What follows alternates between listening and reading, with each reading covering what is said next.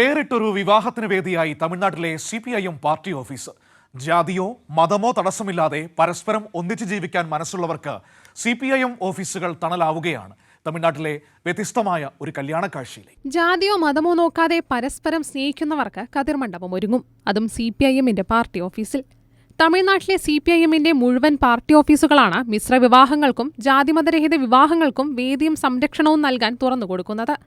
സംസ്ഥാന secretary P. ഷൺമുഖത്തിന്റെ പ്രഖ്യാപനത്തിനു പിന്നാലെയാണ് തിരുവാരൂർ ജില്ലയിലെ തിരുത്തുറൈപ്പൂണ്ടിയിലെ പാർട്ടി ഓഫീസ് കതിർമണ്ഡപമായി മാറിയത്. കഴിഞ്ഞ 8 വർഷമായി ഐശ്വര്യ പ്രഗ്നീശ്വരൻ ദമ്പതികൾ പ്രണയത്തിലാണ്. തിരുച്ചിയിലെ ഒരു സ്വകാര്യ കമ്പനിയിൽ ജോലി ചെയ്യുകയായിരുന്നു ഇരുവരും. എന്നാൽ ഇരുവരും 2 സമുദായങ്ങളായതിനെ തുടർന്ന് ബന്ധുക്കൾ മതത്തിന്റെയും ജാതിയുടെയും വേലി തീർത്തു. കടുത്ത എതിർപ്പിലും ഈ മാസം 27-ന് ഇരുവരുടെയും വിവാഹം നടത്താനായിരുന്നു തീരുമാനം.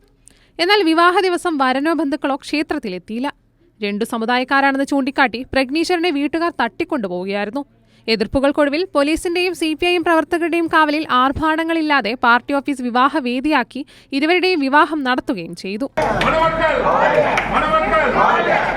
തിരുവാരൂർ ജില്ലാ സെക്രട്ടറി T. മുരുകന്റെ സാന്നിധ്യത്തിൽ പാർട്ടി സംസ്ഥാന കമ്മിറ്റി അംഗം IV. നാഗരാജനാണ് വിവാഹം നടത്തിയത്.